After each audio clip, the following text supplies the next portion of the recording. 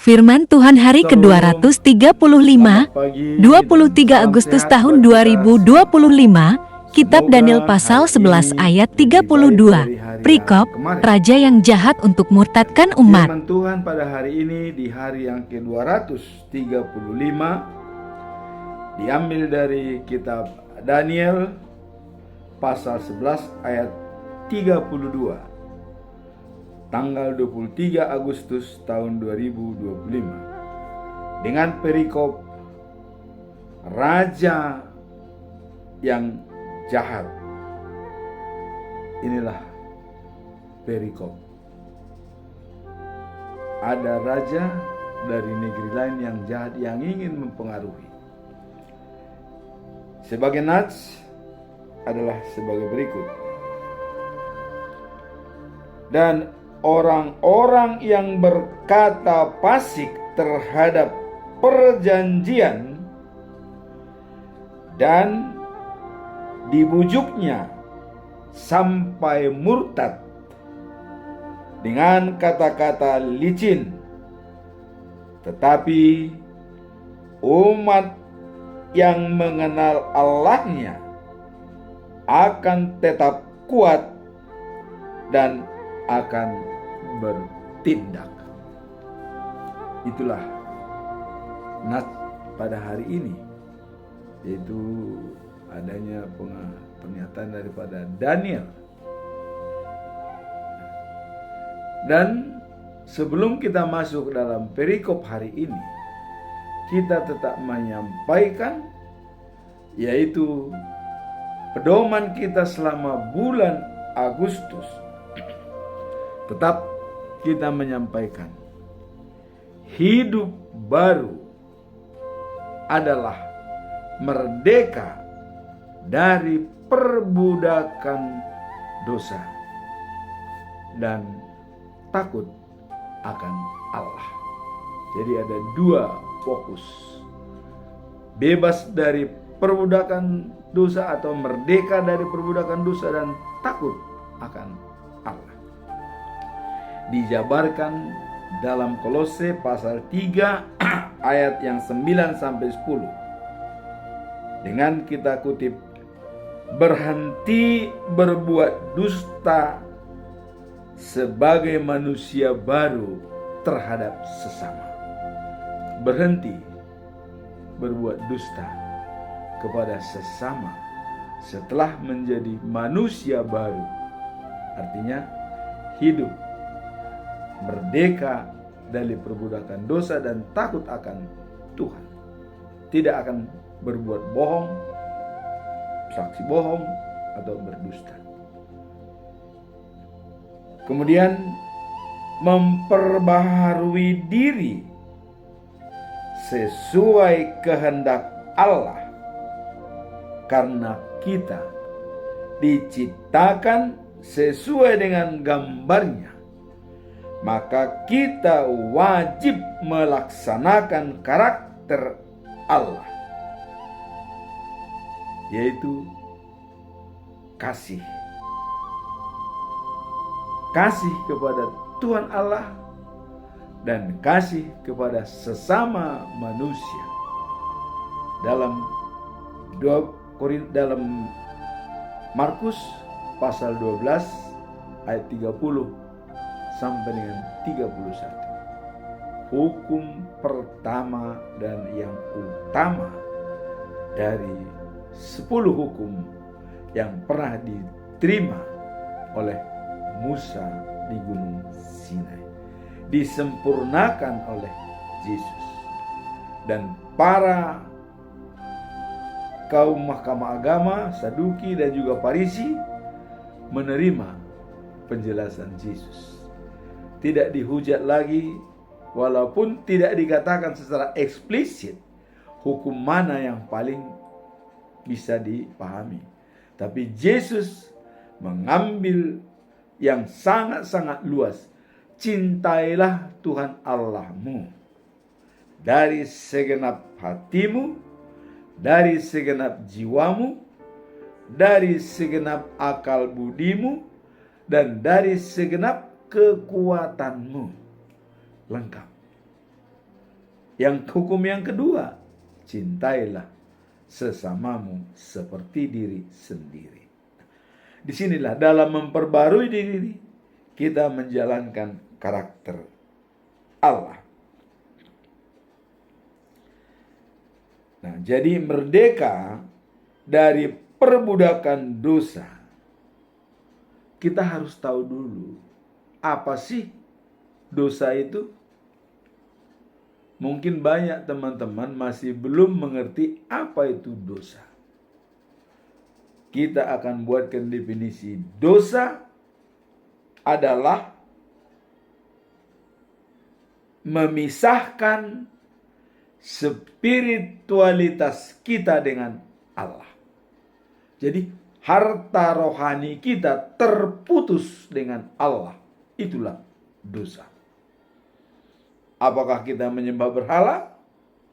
Apakah kita mempertuhankan manusia atau harta atau dunia? Itulah definisi daripada dosa. Apabila sudah terpisah spiritualitas kita dengan Tuhan, itu adalah dosa. Artinya kita tidak lagi turut kepada Tuhan. Nah, dan ada yang keinginan duniawi dan ada yang namanya keinginan Tuhan. Dan keinginan duniawi selalu bertolak belakang dengan keinginan Tuhan. Kita lihat dalam Roma pasal 12 ayat yang kedua dikatakan, janganlah kamu serupa dengan dunia, tetapi berubahlah oleh pembaharuan budimu, sehingga kamu dapat membedakan. Jadi dapat membedakan mana kehendak Allah, apa yang baik, yang berkenaan kepada Allah, dan yang sempurna. Jadi artinya kita harus mampu mengetahui ya, apa yang berkenaan kepada Allah dan sesuai kehendaknya. Dikatakan sempurna. Apa arti sempurna? Sempurna di sini adalah menyenangkan hati Allah. Itu yang dikatakan sempurna. Sekarang mari kita lihat ya, siapa saja contoh dalam Alkitab, yaitu manusia yang dianggap menyenangkan hati Allah.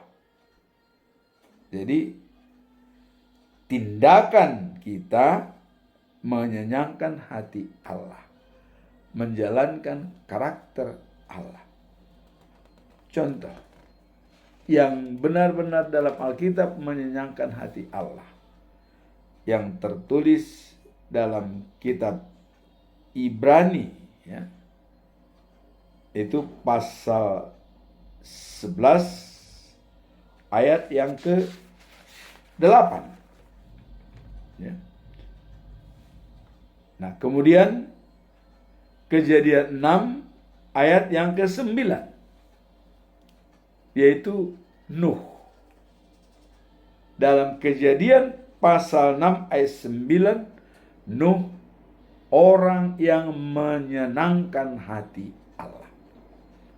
Bahkan ya, dikatakan Nuh adalah seorang yang benar dan tidak bercela di antara orang-orang sezamannya.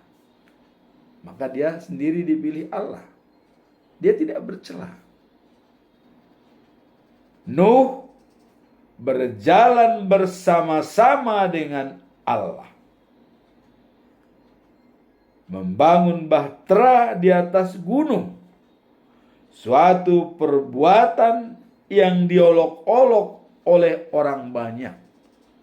Ngapain sih kamu bangun bahtera di atas gunung? Hujan tidak ada, air tidak ada, kok bodoh banget kamu katanya.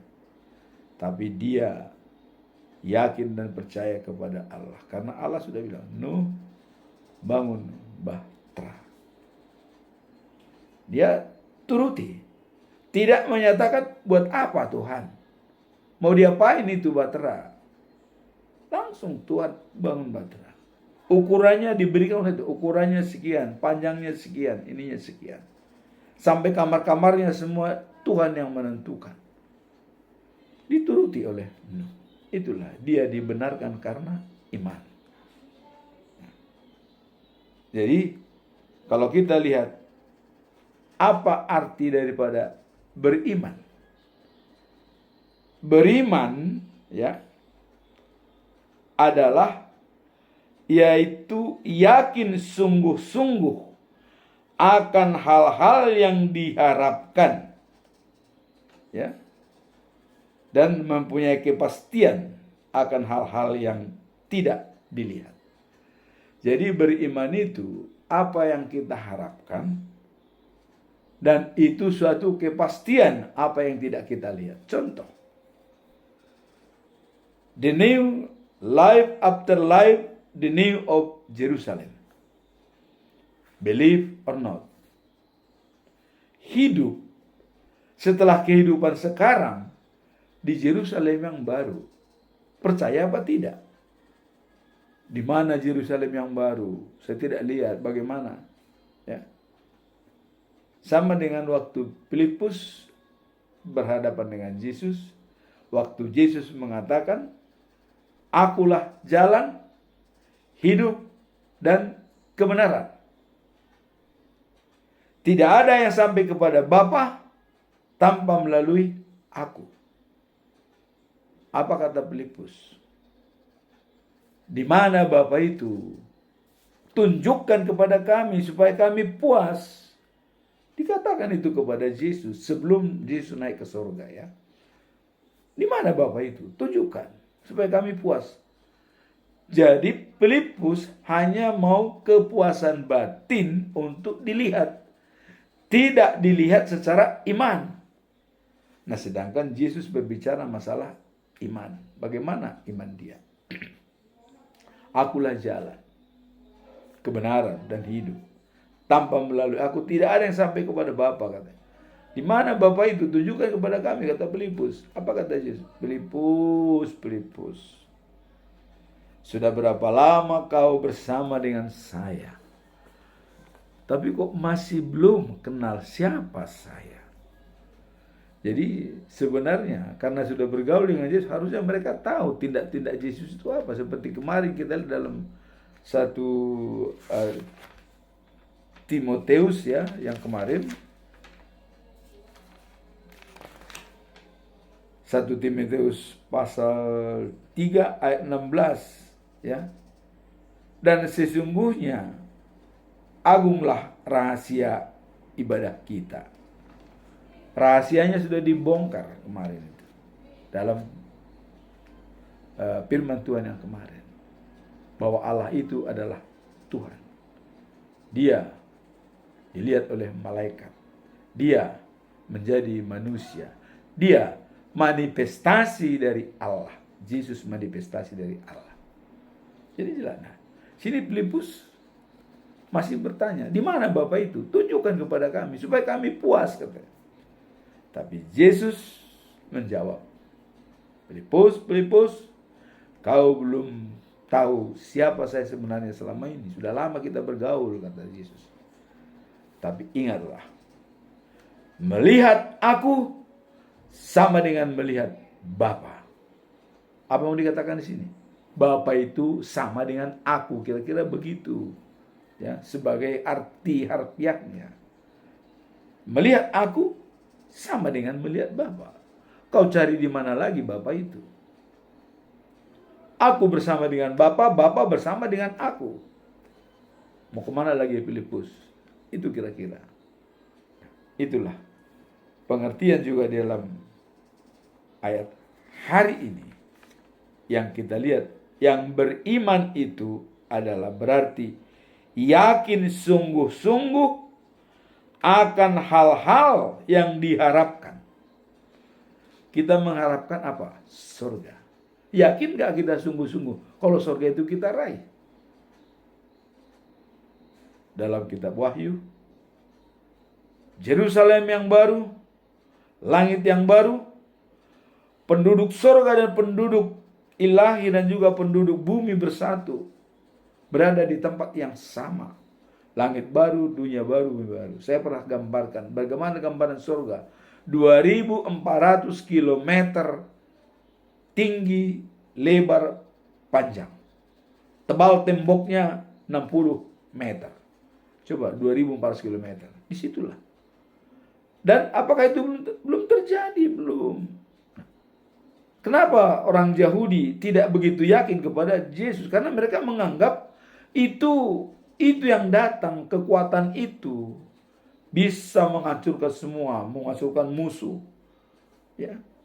Tapi itu nanti. Makanya Allah mengatakan kepada Daud, dikatakan begini ya.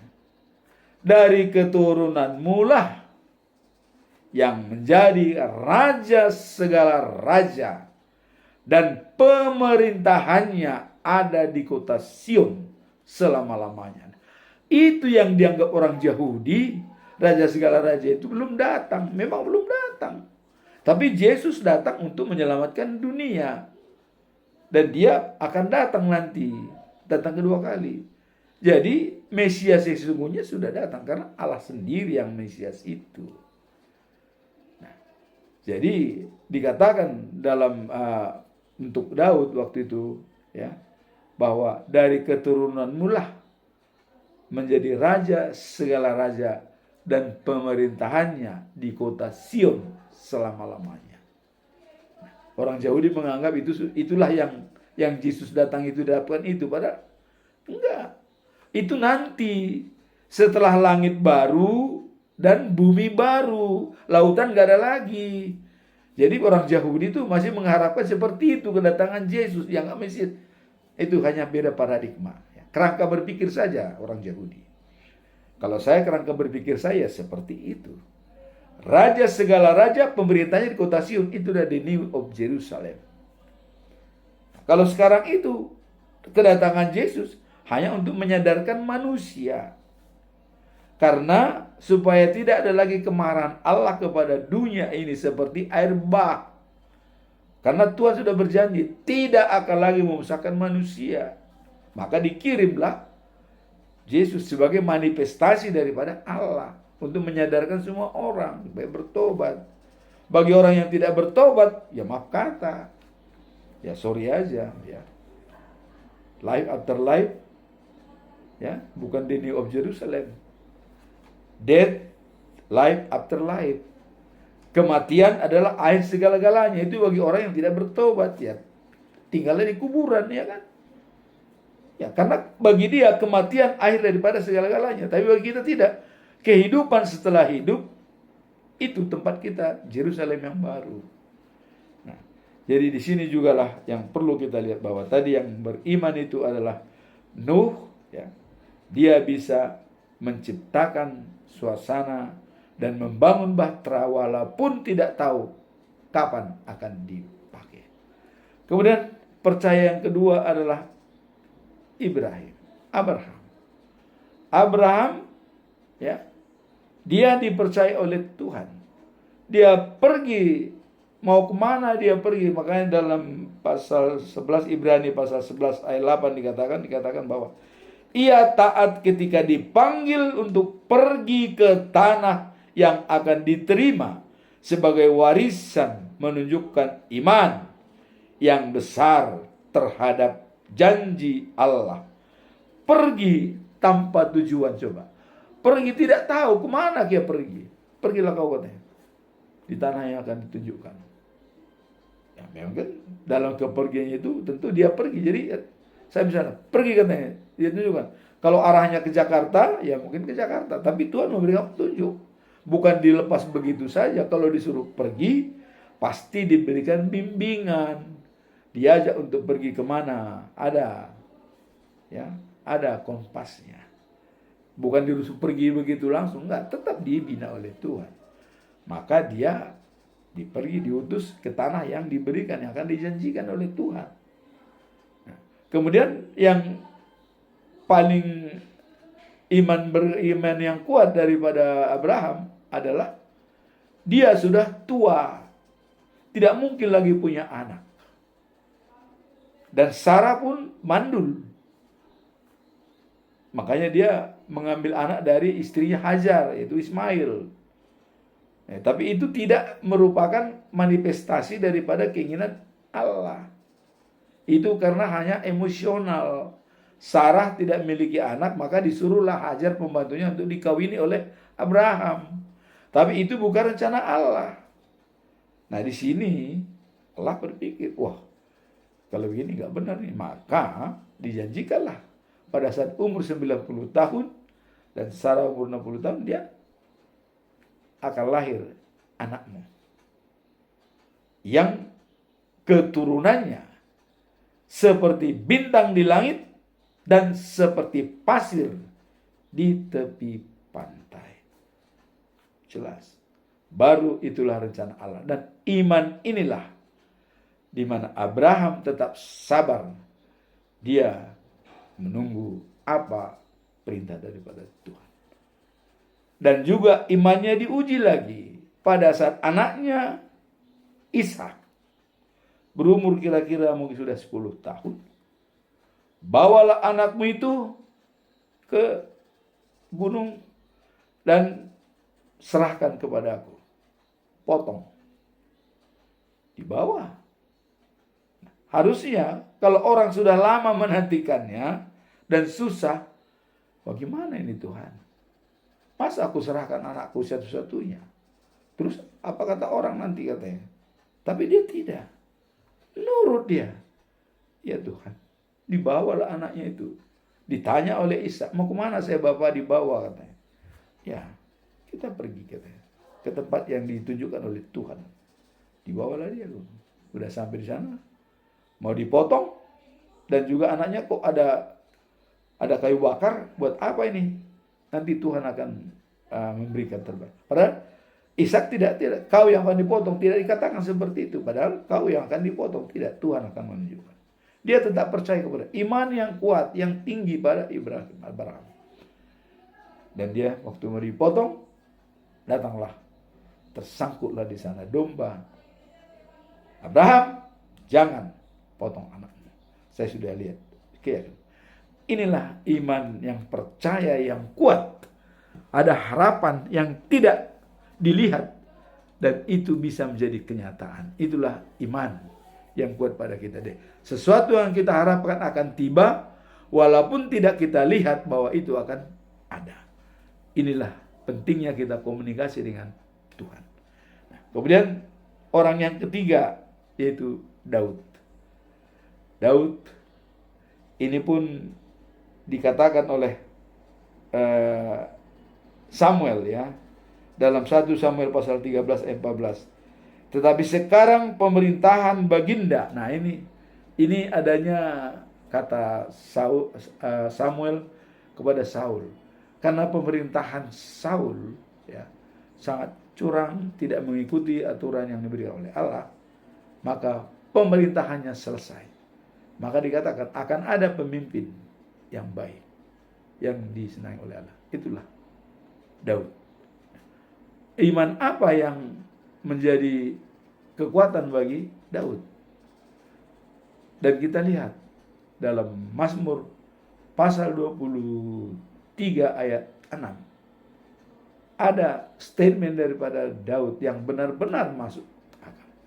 Kebajikan dan kemurahan belaka mengikuti aku seumur hidup.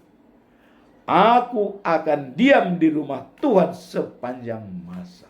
Rumah Tuhan adalah dirinya. Jadi kalau Tuhan diam dalam dirinya sepanjang masa, itulah iman yang kuat pada Daud. Itu yang.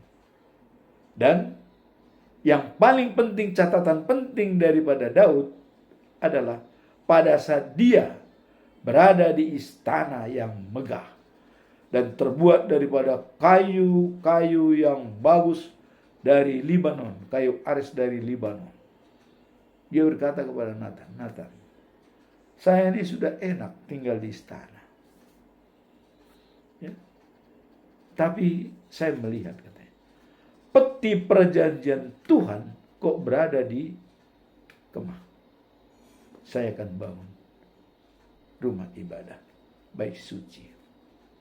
Datang Nathan, jalankanlah. Karena kau sudah dibantu oleh Tuhan, sudah menang melawan Amori, Moab, segala macam, Amalek. Ya, tentu. Buatlah. Tapi pada saat itu, pikiran Daud, rencana dia, direspon oleh Allah dengan mengatakan kepada Nathan, sampaikan kepada Daud, bukan dia yang membangun bait suci kepada saya. Walaupun Daud sudah mengumpulkan ratusan ribu ton emas dari jarahan melawan Amori, Amalek, semua sudah dikumpulkan untuk persiapan bangun bait suci. Maka dia bilang, saya akan bangun bait suci. Tapi Tuhan mengatakan, anak kandungmu yang akan membangun bait suci kepada saya. Ditentukan oleh Allah sendiri. Anak kandungnya. Artinya itulah Salomo yang membangun bait suci 40 tahun lamanya. Coba. Padahal Salomo belum lahir. Dan sudah dikatakan anak kandungmu sendiri. Kemudian poin yang kedua yang paling benar-benar adalah dari keturunanmu sebagai raja segala raja dan pemerintahannya berada di kota Sion selama-lamanya. Inilah paradigma daripada Yahudi. Udah raja dari segala raja berarti itu sangat hebat, kuat. Tidak mungkin ada yang menandingi. Jadi kekuatan yang benar. Kapan pun pasti takut. Sudah raja dari segala raja. Pemerintahnya di kota Sion. Tapi apakah itu terjadi sekarang? Kedatangan Yesus sebagai Mesias saat itu sebagai Mesias untuk menyiapkan persiapan ke sana. Ya. Nanti itu di pemerintahnya di Sion selama-lama nanti. Makanya dikatakan di sana waktu ada perjamuan pesta, Allah mengundang semua manusia di dunia ini supaya datang ke sana. Menyiapkan daging-daging yang gemuk dan juga anggur-anggur yang berkualitas tinggi. Itu di Yerusalem yang baru. Dalam kitab Wahyu pasal 21 ayat 9 kita bahas. Yerusalem yang baru, langit baru dan dunia baru diciptakan. Dan penduduk bumi itu benar-benar bersatu semua dari penduduk ilahi dan juga dari bumi dunia ini bersatu. Di sanalah disaring. Nah, disinilah kita masuk dalam perikop hari ini. Jadi yang benar-benar dibenarkan karena iman adalah Nuh, Abraham, dan Daud. Daud adalah sebagai janji yang diberikan oleh Tuhan dan itu sudah digenapi dengan datangnya Yesus Kristus. Sekarang kita masuk dalam perikop hari ini. Meskipun Daud juga membuat kesalahan, ya, dan dia tetap dihormati oleh Tuhan dan dihargai oleh Tuhan. Nah, sekarang apa latar belakang, ya? Daniel pasal 11 ayat 32 yang tadi mengatakan bahwa dan orang-orang yang berkata fasik terhadap perjanjian akan dibujuknya sampai murtad dengan kata-kata licin, tetapi umat yang mengenal Allahnya akan tetap kuat, akan bertindak. Jadi orang yang dibujuk oleh para raja supaya mengikuti dia yang licin, banyak orang terpengaruh sehingga murtad dari pengikut Allah. Tapi orang yang mengenal Allah akan tetap kuat dan bertindak. Apa latar belakang perikop ini? Ya, mari kita lihat. Berbicara mengenai pengaruh dan tipu daya yang akan dilakukan oleh raja yang jahat, ya, yang diidentifikasi orang jahat itu sebagai salah satu penguasa terakhir terhadap umat Allah. Jadi ini penguasa terakhir ini, mungkin itulah terakhir. Itu dikatakan akhir zaman. Jadi dalam penguasa terakhir itu akan merayu semua orang untuk murtad dari mengikut Tuhan. Tidak perlu ikut Tuhan. Nah, disinilah dikatakan orang yang mengenal Tuhan akan tetap kuat dan bertindak. Nah, dalam konteks ini mereka yang setia dan mengenal Allah dijanjikan akan mendapat kekuatan dan keberanian untuk menghadapi tantangan tersebut. Jadi adanya ajakan daripada raja-raja penguasa terakhir menurut Daniel di sini. Tapi orang yang setia kepada Allah akan bertindak dan kuat. Nah, dikatakan di sini, dalam konteks ini mereka yang setia dan mengenal Allah dijanjikan akan mendapat kekuatan dan keberanian untuk menghadapi tantangan tersebut. Nah, pada akhir zaman, ini akhir zaman nih, banyak orang murtad karena tekanan raja-raja yang jahat. Jadi banyak yang tidak setia, murtad karena tekanan orang-orang jahat. Nah, tapi, nah ini ada tapi. Bagi orang yang setia pada Tuhan akan tetap bertahan, ya, dan hitam atau putih, ya, mereka akan diuji, ya, diuji mungkin cara kekerasan, hitam putih, hitam ikut iblis, putih ikut Tuhan, mau hitam atau putih, kira-kira begitu ininya. Jadi, tapi orang yang mengenal Tuhan, dia akan kuat bertahan. Kalau kita lihat dalam Wahyu pasal 2 ayat 10, dikatakan, jangan takut terhadap apa yang akan engkau derita. Jangan takut. Wahyu mengatakan, jangan takut apa yang akan engkau derita.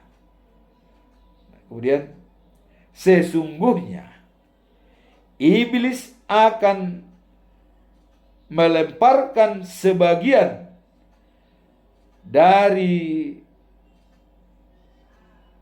umat kamu ke dalam penjara.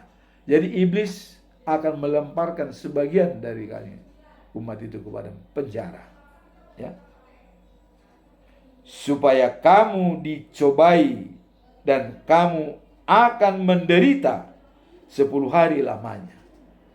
Jadi kalau orang dimasukkan di penjara, ada memang di sana penderitaan. Mungkin kalau di sini dia bilang 10 hari, kalau di lapas-lapas itu bisa 7 hari, seminggu atau 2 minggu. 10 hari itu memang disiksa. Pengenalan itu namanya apa? Pengenalan lingkungan. Ya, jadi mepinar itu. Jadi dikenalkan di sana, dicoba, tidak makan dan susah minum dan susah bergerak, itu 10 hari. Memang di penjara. Nah, di sini juga dikatakan di penjara supaya kamu dicobai dan kamu akan menderita 10 hari lamanya. Nah, hendaklah engkau setia sampai mati dan aku akan mengaruniakan kepadamu mahkota kehidupan. Jadi walaupun ada penderitaan, nanti dilemparkan ke dalam penjara, ya, dicobai. 10 hari itu dicoba, kuat tidak iman? Tahan tidak? Bertahanlah sampai mati dikatakan. Walaupun sampai mati kita tetap setia. Inilah. Jadi nyawa pun diambil, Tuhan tetap Tuhan. Tidak pernah kita berubah. Itu yang mau disampaikan di sini.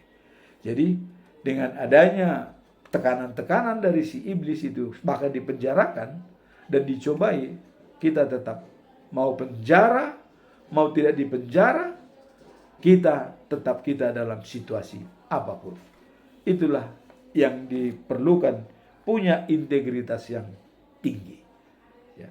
Nah, itulah latar belakang daripada ayat ini. Jadi akan ada semacam tekanan dari raja, tapi kita diingatkan yang kuat dan setia mengenal Tuhan akan diberkati dan dikuatkan. Tinggal pikiran kita. Bagi orang yang seperti separuh minyak, separuh air, dia akan mungkin tenggelam.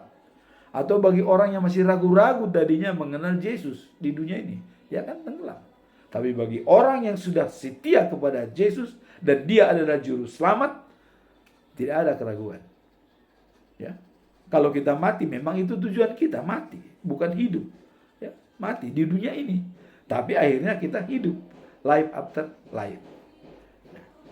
Kemudian kita masuk dalam poin yang kedua. Apa tujuan utama dari Daniel membawakan ayat ini? Apa tujuan utamanya, kawan? Ada nanti gangguan dan kuatkan imanmu. Latar belakangnya ada pengaruh-pengaruh.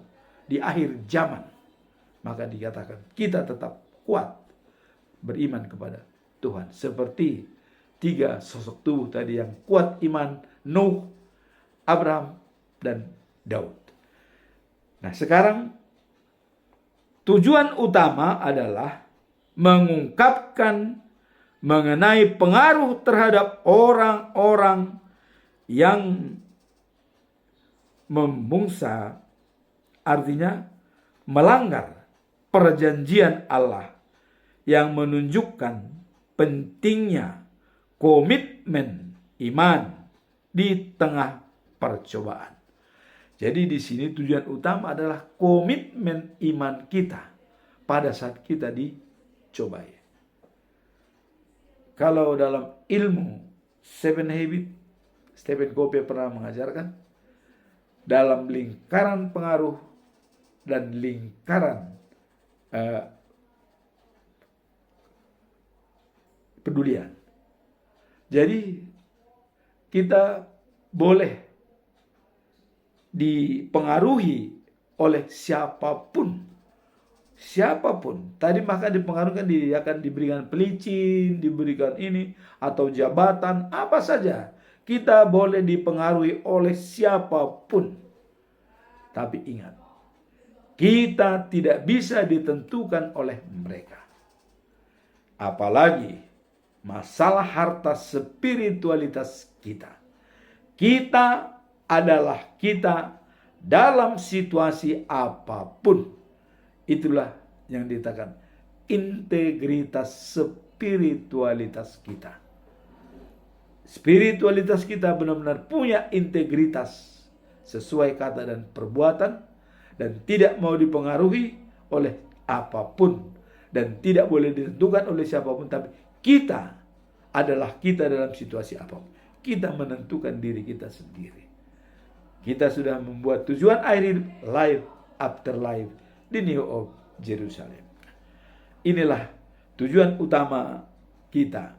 Walaupun kita dipengaruhi, tetapi kita tetap kuat dan kokoh. Nah, dalam ayat hari ini, yang dalam 2 Daniel 11 ayat 32 dikatakan, tetapi orang-orang yang mengenal Allah, mereka akan kuat dan bertindak. Jadi walaupun ada tekanan-tekanan, tujuan utama kita adalah mengenal Allah dan kita kuat untuk bertindak. Apapun tantangannya, kita kuat.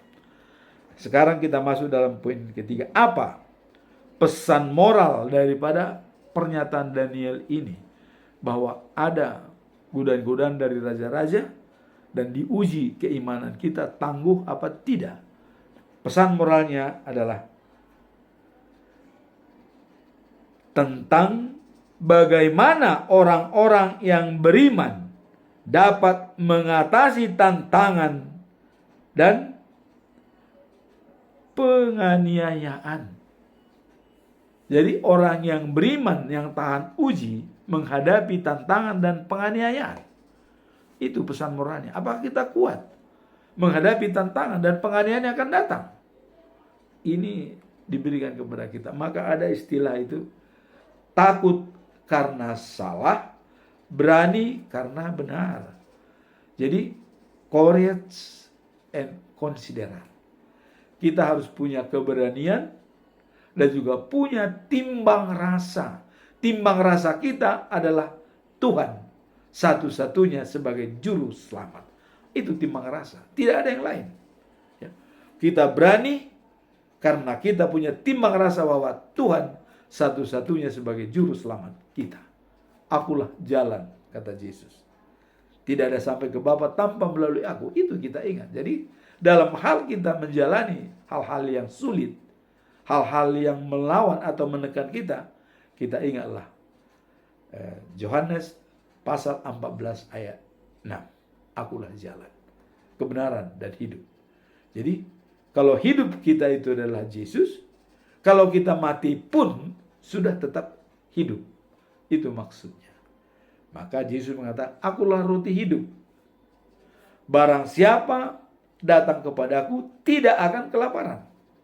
Barang siapa percaya kepadaku tidak akan kehausan. Jadi bukan jasmani yang dilayani oleh Yesus, tapi spiritualitas kita, harta rohani kita. Dia menjamin kehidupan yang kekal. Tidak akan lapar lagi, tidak akan lagi, hidup selama-lamanya. Itu yang dimaksud. Jadi datang kepada Yesus, kita dijamin untuk hidup selama-lamanya. Itulah yang dikatakan sebagai pesan moral dalam perikop ini. Nah, kemudian dalam Mazmur 119 ayat 105 dikatakan di sini Daud yang mengatakan kepada Tuhan bahwa firman-Mu pelita hatiku dan terang bagi jalanku. Jadi kalau ini sudah dipegang, sudah tidak perlu lagi kita ragu. Firman-Mu adalah pelita kakiku dan terang bagi jalanku. Nah, kemudian dikuatkan lagi dalam Mazmur pasal 46 ayat 2. Mengandalkan Tuhan sebagai sumber kehidupan kita. Kita tidak akan takut. Walaupun bumi bergoyang, walaupun laut mengaum atau menggelora, bukit-bukit di laut tuh bergoyang semua, atau banjir di daratan segala macam, kita tidak takut. Karena apa? Tuhan ada di situ. Jadi bagaimanapun susahnya kita hadapi dalam dunia ini adalah perang antara negara atau bermusuhan. Ingat, Tuhan ada pengendali semuanya. Ada pengendali. Kita tidak perlu takut. Dalam Mazmur pasal 46 ayat 2 dikatakan, mengandalkan Tuhan sebagai sumber kekuatan, maka kita tidak akan takut lagi. Nah, kemudian kalau dilanjutkan juga dalam hal masalah ini, ya, dalam pengenalan akan Tuhan akan memampukan kita untuk bertindak dengan keberanian dan menginspirasi orang lain di sekeliling kita. Jadi kalau sudah mengenal Tuhan dan kekuatannya, itu memampukan kita untuk tidak takut lagi bertindak dan punya keberanian. Jadi tadi dikatakan takut karena salah, berani karena benar. Jadi dalam Mazmur pasal 119 ayat 105 tadi dikatakan adalah Firman Tuhan pelita kaki kita dan terang bagi jalan kita. Maka saya mengingat dalam Yesaya pasal 48 ayat 17 dikatakan, Akulah Tuhan Allahmu yang mengajarkan kepadamu hal-hal yang berguna dan menuntun engkau di jalan yang akan kamu tempuh. Ini adalah surat CD saya, dan ini akan saya ingat selama saya hidup, dan ini akan saya bawa waktu kemanapun saya pergi. Akulah Tuhan Allahmu yang mengajarkan kepadamu yang terbaik, yang berguna, dan membimbing kamu ke jalan yang kau tempuh. Itulah suara Tuhan kepada kita. Nah, sekarang kita masuk dalam poin 4, yaitu apa implementasi daripada Daniel pasal 11 ayat 32 ini. Bagaimana penerapannya dalam kehidupan sehari-hari? Nah, di sini kita lihat, dalam situasi sulit, hubungan yang erat dengan Tuhan menjadi sumber kekuatan dan keteguhan iman, memastikan bahwa kita tidak terpengaruh oleh ajakan-ajakan yang menyesatkan. Jadi dengan dalam situasi sulit yang erat hubungan kita dengan Tuhan intim, kita tidak terpengaruh oleh ajaran-ajaran sesat. Kita tidak akan lagi diterima. Inilah implementasinya dalam hidup kita. Nah, jadi kita dalam situasi apapun, ya, baik dalam kesusahan, baik dalam sukacita, kita dalam situasi apapun, tidak terpengaruh. Inilah implementasi daripada perikop ini untuk menguatkan kita. Nah, untuk menguatkan dan mengandalkan Tuhan sebagai sumber kekuatan kita, kita baca dalam Mazmur pasal 50 ayat 15 dikatakan, Berserulah kepadaku dalam kesesakan. Aku akan melepaskan engkau supaya engkau memuji aku. Ada jaminan dari Tuhan. Mazmur 50 ayat 15. Berserulah kepadaku, pada Tuhan. Ya, dalam kesusahan apa saja yang kita alami. Dan Tuhan akan menjawab dan melepaskan kita, dan kita akan memuji dan memuliakan Dia. Kemudian dilanjutkan dalam Mazmur pasal 50 ayat 23 dikatakan, ya, dikatakan adalah mengucap syukur dalam segala hal, baik suka maupun duka, dan memberikan lapang jalan Tuhan dalam diri kita.